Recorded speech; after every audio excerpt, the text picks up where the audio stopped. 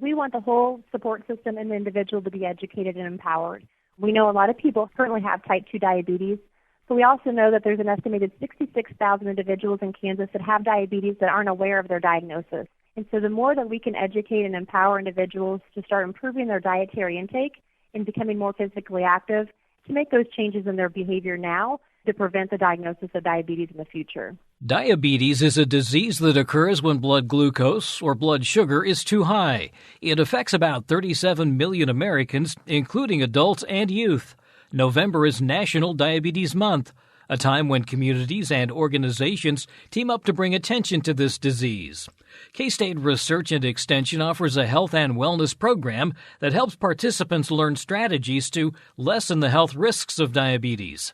On today's Sound Living, how the Dining with Diabetes program helps empower people to better manage this disease. Sound Living is a weekly public affairs program produced by Research and Extension at Kansas State University. I'm Jeff Wichman.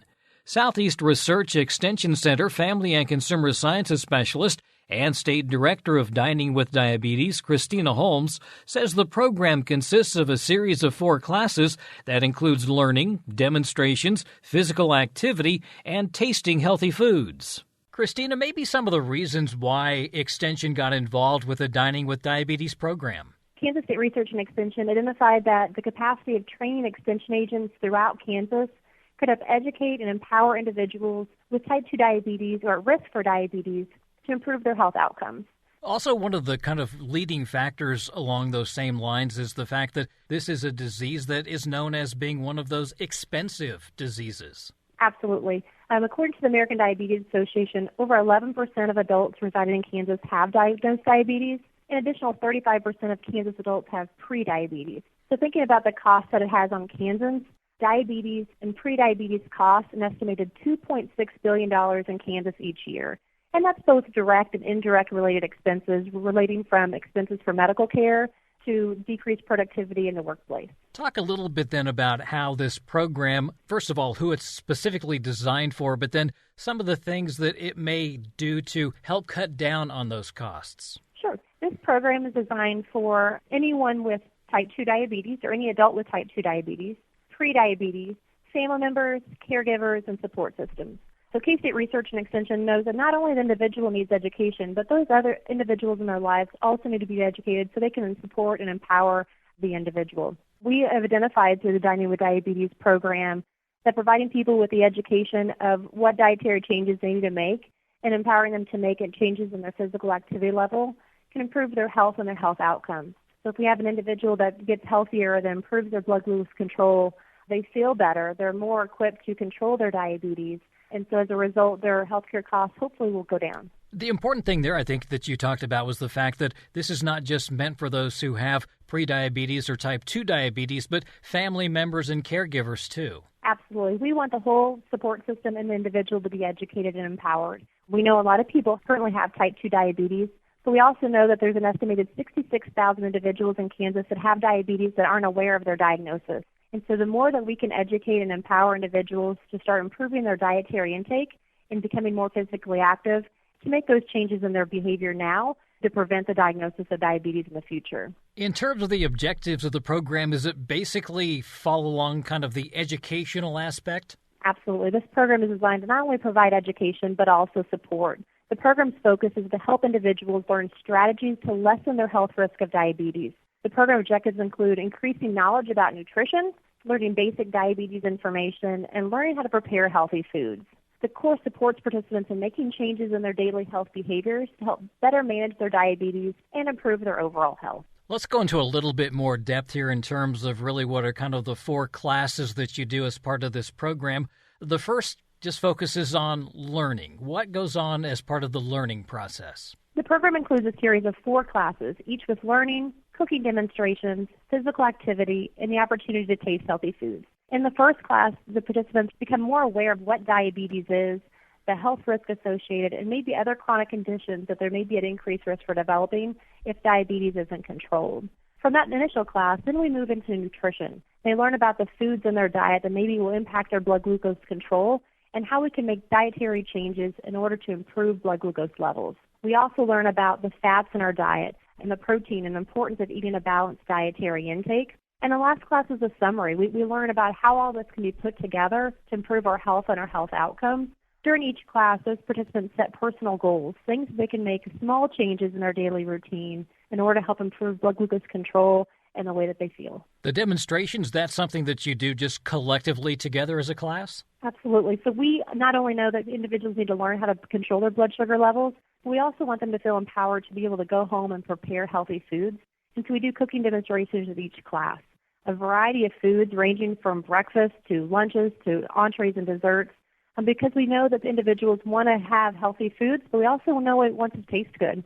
And we want to show them they can taste healthy foods and be able to prepare those at home.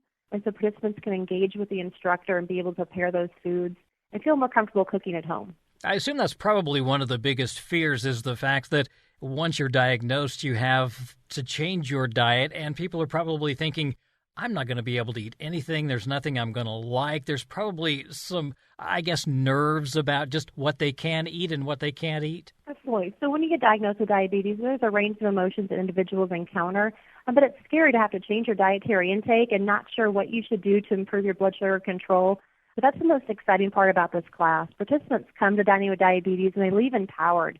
They know how to change their eating habits. They know how they can modify some of their traditional recipes or the foods they prepare at home in order to make it a little bit more diabetic friendly. But I think as people learn the classes and the amount of carbohydrates they could have at each class, they feel empowered and they feel like they can control their diabetes, and it is a disease that has control of them, that they can control it. But the support system throughout this class is really what's the most important piece. And people feel supported and encouraged. They're more motivated to make those changes in their life. Sometimes easier to do it as a class because you're surrounded by people who are going through the same thing. Absolutely. You know, people can learn from each other, and I often learn in the classes. I feel like they learn more from each other than they do the instructor sometimes, because if people have walked the same path that they're walking and they've experienced different things, and to be able to share and network together and kind of come together as a team, I think it's really important to help them stay accountable to their goals and continue to learn together. I think people with diabetes often feel like they're isolated or alone, and we know that's not the case. And being able to pull people, maybe if they're at risk for diabetes or have diabetes or someone that they love has diabetes, if we can pull them all together and provide education and support to them, and they can network and learn together, and it really helps people feel less isolated and helps them feel more encouraged to make those changes. What about in terms of the physical activity? What kind of things do you focus on there? So with physical activity, we know that individuals may not be physically active prior to attending the class. And so we want to support them to start small. And so we want individuals to start where they're at and gradually increase their physical activity level, up to 30 minutes most days of the week. But we also want to encourage them to find physical activities that they enjoy, that they can incorporate in their long-term lifestyle. It really has to be something that they enjoy and something that they will continue to do. Absolutely. When we attend the classes and we talk to participants, we have them set SMART goals. So goals that are specific to them, something that's achievable, and it's something that's realistic. If we tell them to go do a certain exercise and they don't enjoy it, it's not something they're going to do long term. If we can really help them identify things they enjoy doing, it's more realistic for them and something they can implement on a regular basis, ongoing after the class ends. You mentioned goals. Is that something that you also do in terms of cooking and things like that, trying new foods? Is that all part of it? So we have participants set personal goals on a regular basis throughout the series. And the reason that is we want something that they can achieve on their own and come back and report to the class participants. So setting goals really helps implement that behavior change that we talk about through the entire session, because if they're able to implement goals such as maybe taking medication as prescribed by their physician, or eating breakfast, or walking 15 minutes after they get home from work, those small steps really will make an impact on their blood glucose control, how they feel, and how they feel empowered to start taking control of their health. I'm curious in terms of the tasting healthy foods. Is that something that is somewhat of a surprise to the participants? I think the food demonstrations and sampling healthy foods is a huge component of this class. Number one, it makes them identify and realize that there are foods that they can have that taste great and they can implement in their lives, and their families will enjoy them as well. It gives them the opportunity to try those foods before preparing them at home. We all know that finances are limited, and we don't want individuals to feel like they're going to waste their money or to be afraid of purchasing a new ingredient if they're not sure if they like it or not. And this cooking demonstration really allows them the opportunity to taste foods that maybe they've never tried before, or to try new cooking methods, and to be able to identify how they can prepare those at home on their own. We're coming up on the holidays, and I'm assuming that Some people who have type 2 diabetes are a little bit concerned about all of the food that is available over the holidays. Are there some strategies that they learn? Absolutely. So we talk to participants about maybe some of the struggles or barriers that they encounter on a regular basis and help them brainstorm and set goals that they could achieve throughout the holiday season. And so maybe it's small things like making sure we're eating a salad before we go to a family get-together. So maybe we're not quite as hungry when we get there. Or we brainstorm on maybe some of your regular recipes and how those can be prepared differently, or how we could be mindful of getting more low-carbohydrate foods on our plates during those holiday season get-togethers. And so maybe we're not getting as many carbohydrates at that one meal. But we want participants to leave that class feeling empowered, feeling supported, and also being aware of what they can do differently when they encounter those situations in life.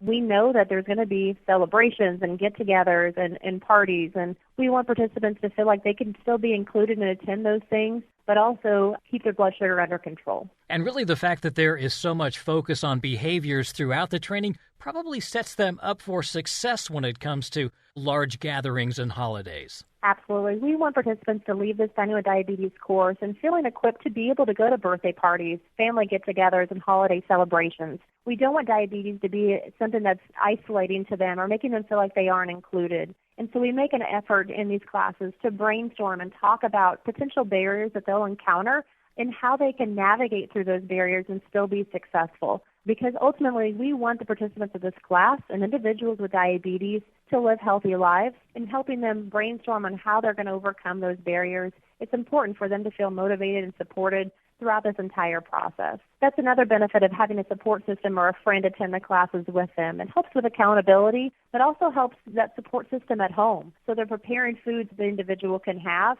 and as a family, they can all live healthier lives. There is also the benefit for the family from the fact that they might be eating healthier food as well. I often talk to people with diabetes and the fact that you don't have to eat differently from everyone else. This is basically a healthy eating plan that everyone should follow. And so trying to eat more fruits and vegetables and eating lean meats and monitoring our portion sizes is something that's beneficial and healthy for everyone. It's just a healthy way to live. And so we don't want diabetics to feel like they're in this isolated group, that they're the only ones eating this way. A balanced dietary intake is beneficial for the health of everyone in the family. What would be the difference between going to an actual class and doing this online? So ultimately, K-State Research and Extension is offering the Dining with Diabetes program because we want to reach and help individuals with diabetes or at risk for developing diabetes. We want to equip individuals with the knowledge and confidence of the steps they can take to improve not only their lab values, but also how they feel and the quality of life that they live.